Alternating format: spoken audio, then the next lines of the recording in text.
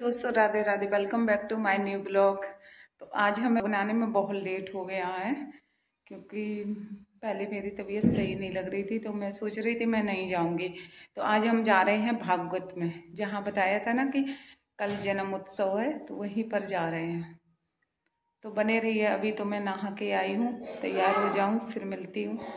तब तक बने रहिए हमारे साथ वीडियो पे। ये बुआ के भतीजे लेके आए हैं। हाँ बेटा, बुआ हमारा वाला लेके आते, ब्लैक वाला। कहते बुआ का दो। राम हाय करो। हेलो दोस्तों, हाय गाइस, हाय करो। कहते राधे राधे।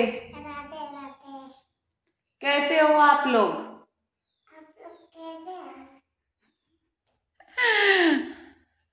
तो गाइस हम हो चुके हैं रेडी। देखो कैसे लग रहा है।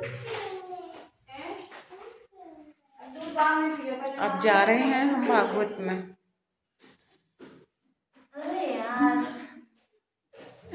हम जा रहे हैं अब।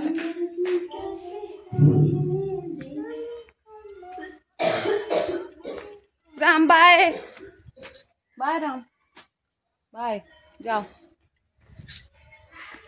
पैदल जाएंगे, दूर है थोड़ा, 1 किलोमीटर पड़ता है। मेरे यहाँ सब्जी वाला बाजार लगा हुआ है। ये बाजार लगता है मंडे थर्सडे। तो ले लिया है हमने टॉफी का पैकेट।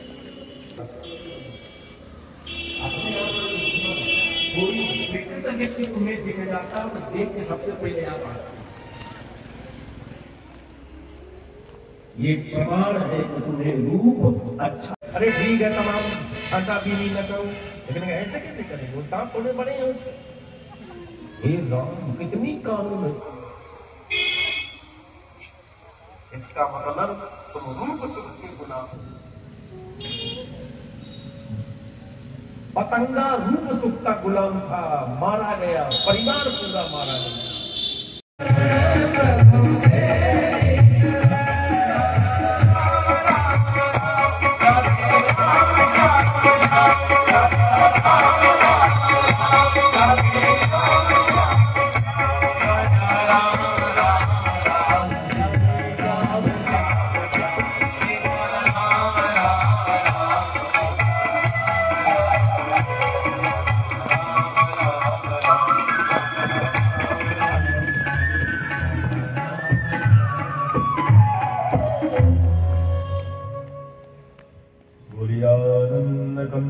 भगवान की श्री वृंदावन।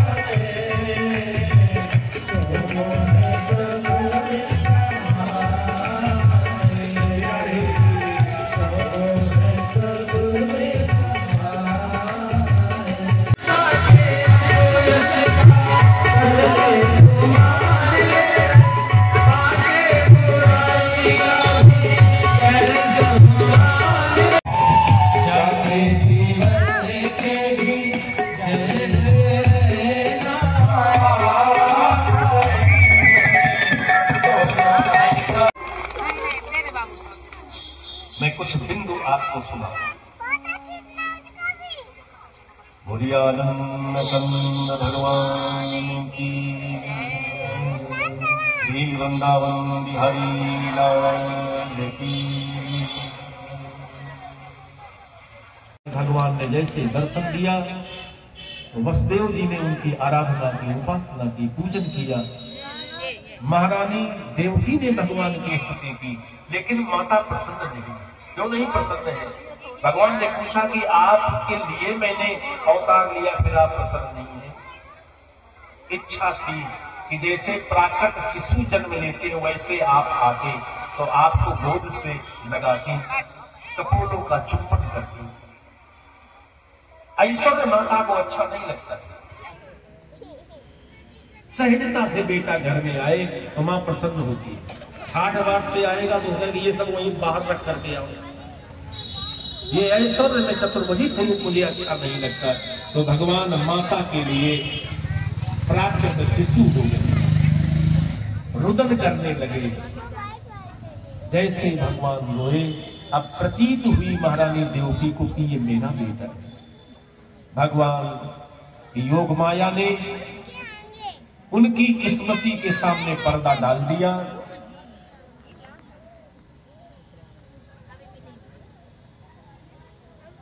चतुर्भुजी स्वरूप में जो नारायण थे वो मेरे यहां प्रकट हुए कि ये सामान्य बालक नहीं, जो सत्य को विस्मृत करा दे वही माया है।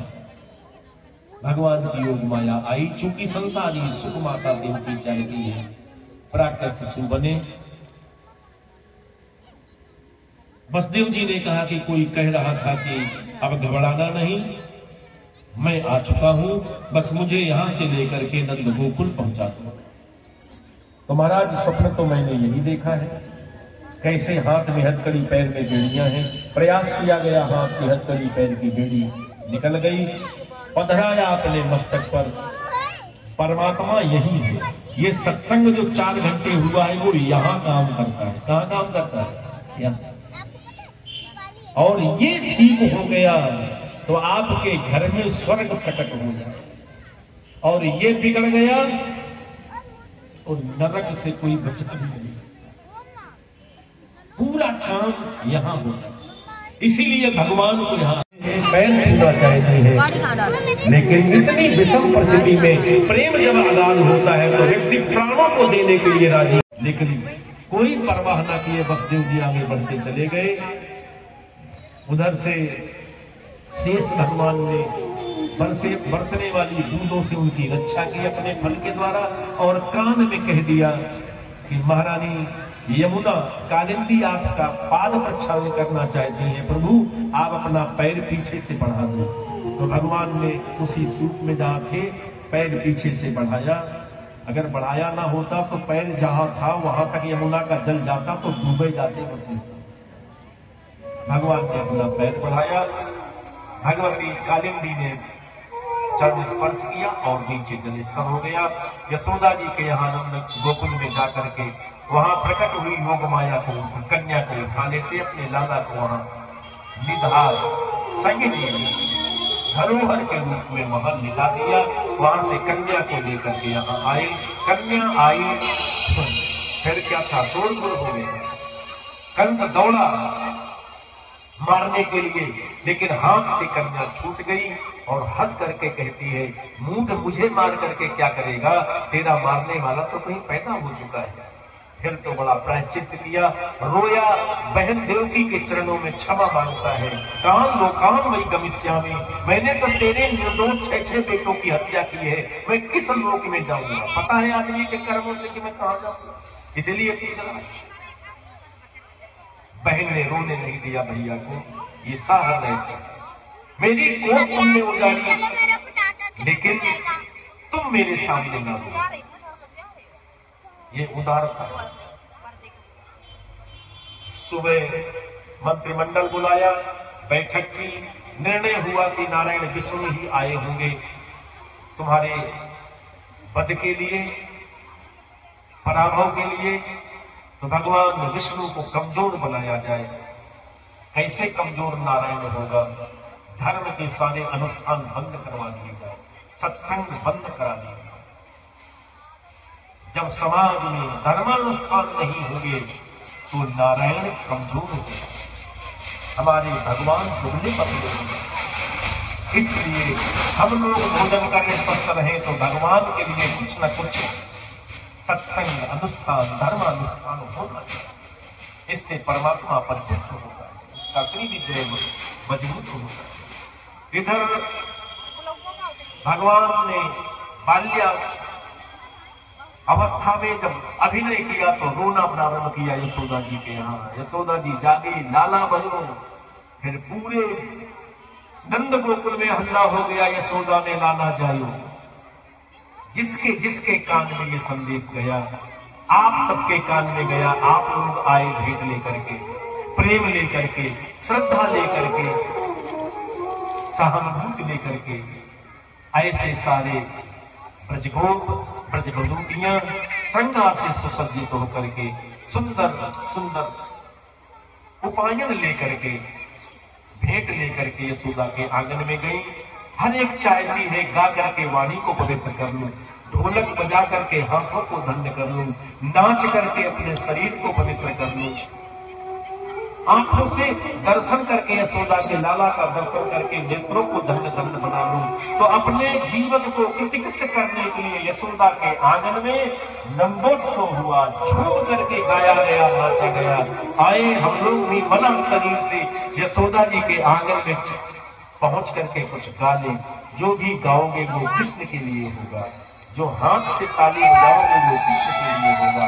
इस महाभाव में डूबते हुए उत्सव मनाए और प्रसाद दो कृष्ण लाला।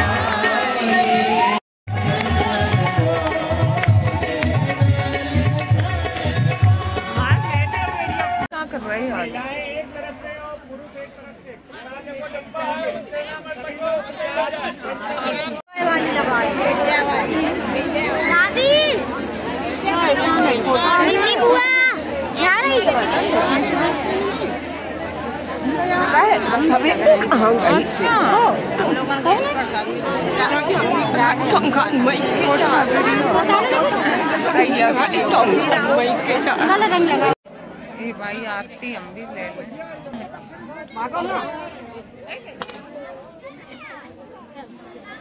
रोड पे चाची नहीं है यहाँ तो आए दिखाओ चाची है छोटी चाची है।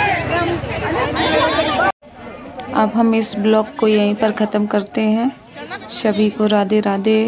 वीडियो अच्छा लगे तो लाइक करना, सब्सक्राइब करना चैनल को और एक प्यारा सा कमेंट करना। राधे राधे। Bye bye.